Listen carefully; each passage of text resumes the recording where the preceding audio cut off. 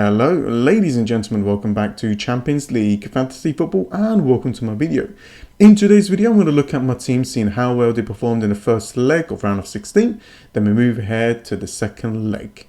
If you are new to the channel, please do subscribe and drop a like in the video as it helps my channel out a lot. So here we go. So today's the deadline for the second leg. I'm just going to have a quick look at my team for the first leg. Let's just do this. I've got 69 points. As you can see, I didn't have a good captain return. So that is the only thing that is missing from this team. Good couple of clean sheets, as you can see there. Mario with 8. I think he is going to be my first captain option for the second leg. Junior with 17 points. And as you can see, yeah, not much going on. I actually did not play Haaland. I forgot the deadline and it kind of worked out really well there. But yeah, as you can see, you know, getting that captain return is the way to go. And I couldn't get it, and these things can happen. So 69 points. I'm still around 50k mark, 60k. So it's all right. I'm trying to get to that top 10k. And then, yeah, just hope that I can do that. And just wait for next season and go again. So looking at the team, it's actually set up pretty well. Let's just have a quick look at the fixtures, because it's quite important as well. Because we want to kind of invest in teams that has already went through and seeing how well they performed in the first leg as well. So you've got Chelsea versus Dortmund. Dortmund beating Chelsea 1-0. This is a tough game to predict. So I don't know if I want to get more Dortmund players right now, or even go for a Chelsea asset. I think if you're wildcarding, then you could take a little bit of a risk, like with Felix, but it's really up to you. Got Benfica against Club, beating Club 2-0, and they were away. Now they're at home. Yeah, definitely Benfica is the favourites to go through. So maybe investing in a Benfica player is probably the way to go for now. And you got Bayern Munich beating PSG 1-0 in the first leg. This is at home now, so I think they're going to be strong favourites to go through. Neymar is out injured, so yeah, we'll see how that plans out. Another difficult fixture to predict who's going to do well here. Got Harry Kane that could do well.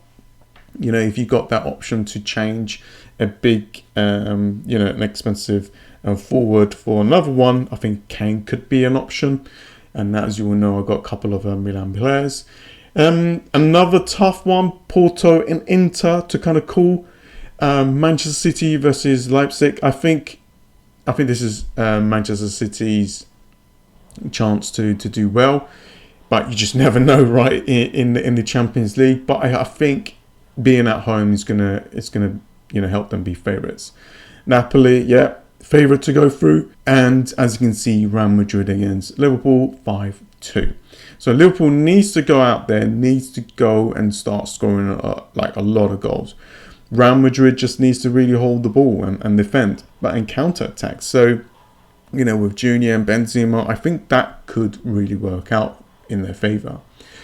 So looking at this, you know, we got to be realistic, right? You know, we've got to look at Napoli and Real Madrid, Manchester City and so on, the favourites to go through, because they're going to be useful for you in the next round. So that means you don't have to remove any players that is out of the tournament. You could take a risk, you know, you could go for Nunes, you can go and bring Salah in if you haven't already. You know, these players needs to score, these players needs to go big, you know, do well. So there is a merit in going for the players that you think they're going to be out in the next round. So those will be your differential. And as you can see, I'm pretty much set. I don't know if I want Cancelo though, because yeah, I'm not sure if he's going to play this game, but we will see. What I need to do is just make sure, like before the deadline, that the players that I have are fit and ready. But I've got a couple of Dortmund players. I don't have any Chelsea. I've got a couple of, you know, Benfica players. I might bring in another one just to, you know, have an extra player that might go through to the next round. I do need to invest in a lot of Napoli players, so that's what I'm going to do. I might remove Cancelo, bring in a Napoli defender. I could like remove Messi, I know, for maybe Benzema, or I could use his money to go and get Salah. He's got something to play for, right? They really want to go out and score, so I could do something like that, or I could remove Messi for Harry Kane. Could be a good option there as well. So looking at these, I'm looking at captain and a Benfica player, probably Sane. But if I do bring in a Harry Kane, then I'll probably go for Harry Kane against Milan. I've got Haaland against Leipzig, and I've got the Napoli players or Real Madrid player like Benzema to captain. So that's what I am thinking to do. Let's have a quick look at my transfers. So I've got 3 transfers. I've got 0.7 in the bank. So I do want to remove Cancelo, and I need to start thinking about investing in more Bayern Munich players, but that's going to be probably afterwards. I need more Napoli defense, so I'm just going to bring anyone that is kind of scoring really big. And Hernandez is okay. Maybe some goalkeeper issues that I might have in the past, but I've got another Napoli here, so it's okay. It's quite cheap. Maybe if I want to I could bring in Harry Kane, remove Messi for now, just to have that captain option. And I think Harry Kane at home could do really well. They could go all out. I know they're not really performing that well, but it just gives me another better captain option. I could captain Sane. I just need to make sure that Sane is fit and ready for this game.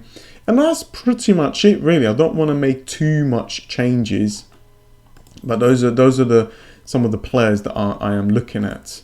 Let's just have a look at the higher end players. So you got higher players with lots of scores. So Mbappe is someone that we need to be afraid of.